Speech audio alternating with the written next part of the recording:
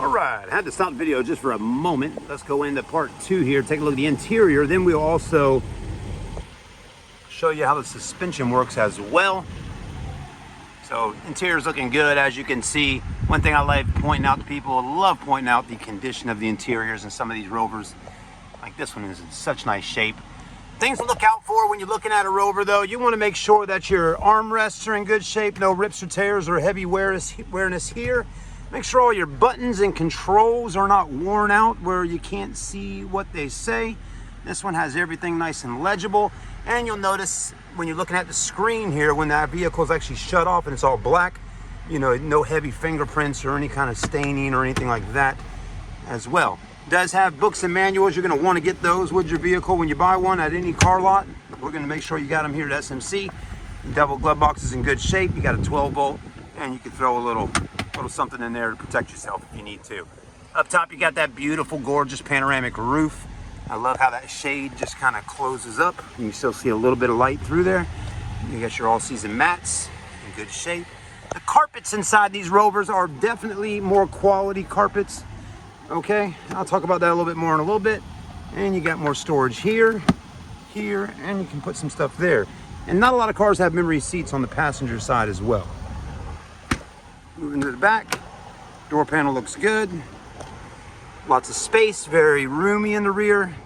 Seats are looking good. In the back of this car, you have rear heated seats, rear air controls. You can change the direction of the air. You got 2 power outlets. And again, you can change the temperature on either side and the fan speed. It's pretty nice. This will drop down and be your cup holders and a little storage spot right there. Earlier, I had that thing pop right up. There we go. Okay, very nice and good shape. Handles above every windowsill, which is nice. And you got reading lights up there with your microphones for the Bluetooth. And of course you got little hangers on both sides as well. Carbon core, very safe, very strong. Moving right along, you do got power tailgates. That opens up like that. And then right here, hit that and it lowers that one.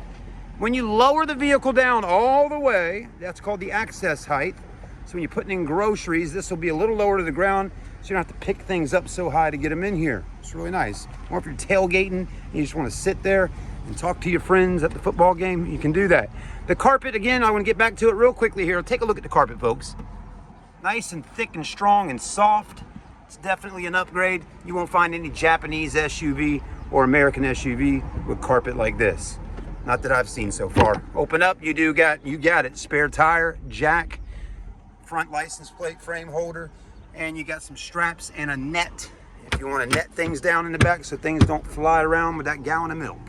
Okay? The only thing this car does not have on it that we didn't get when we purchased it was the rear cargo cover. So you could order one of those off of Amazon or eBay and you'll be good to go. You can hit these buttons to do that as well, or just push it up or down manually. But I just say be lazy and hit the buttons. Tinted windows look good.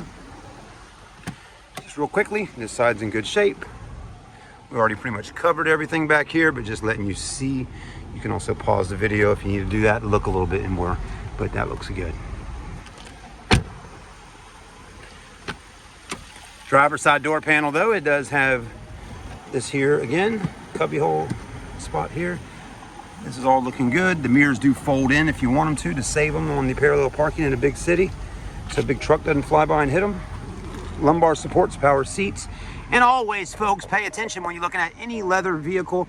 Look how the leather is held up right in this area here and right here. This is the main spot that you're sliding in and out of on both sides, but this side over here is a lot more than passenger side because more people are sitting over here than they are over there.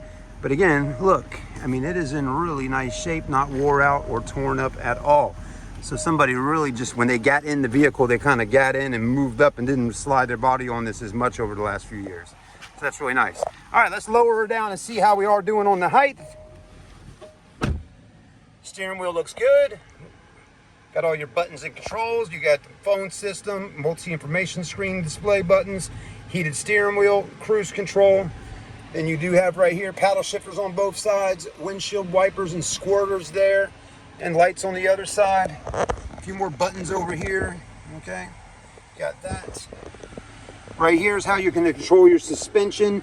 whether you're going off-roading or in the desert or in the mountains or in the snow. And again, different ride heights, traction control on or off, all that stuff. And that auto off feature for the engine. If you don't like that, you can cut it off. That's when that engine shuts off at the stoplight or at the stop sign. This right here is how you change directions.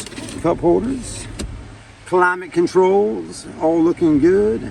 Your screen, I'll go ahead and throw it in reverse so you can see that camera. There you go. It does have navigation. The start stop engine button's up top. So there's that, okay? All right, let's keep moving through. In here, you got, well, you're right, you got it. Well, first there's a bottle of water. It's so hot today, I finished it up already. You also have an HDMI and 2 USBs, a SIM card slot, and a 12 volt. Very nice. I'll put that back there and come get it in just a little bit. All right, let's go ahead and drop our suspension. We're gonna go ahead and put it in the lowest position available. 1, 2. You see how that lighted up right there, okay? Take my foot off the brake. You have to always have your foot on the brake, and the car has to be in park when changing the suspension around. And I'm gonna go ahead and cut off the park brake as well. And that'll make sure it drops all the way down. As you saw, the vehicle just kind of moved around a little bit, right? And then we're gonna hop out. And yeah, it's already starting to drop itself down. Okay, and we'll go ahead and take a look. There you go, that wheel well gap just got tremendously smaller.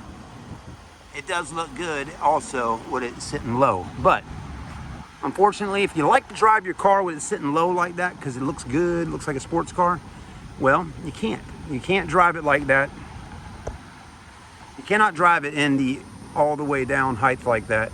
I think you can't go over maybe 15 miles an hour, something like that. It will not do that. It'll raise itself back up, okay? But that is the access height, and it's called that for a reason, so you can load things in and out or just get in the car in and out a little bit easier with it lower to the ground. Makes sense, you know? Let's say I'm 80 years old, my legs, my knees have been hurting, I got hip joint replacements, all these things. You know, I don't want to have to get in the car with it sitting so high up in the air. So I would much rather have it low to get in, and then once I get in, I hit the button and raise it back up. Okay, and sometimes, honestly, folks, think about this for a minute.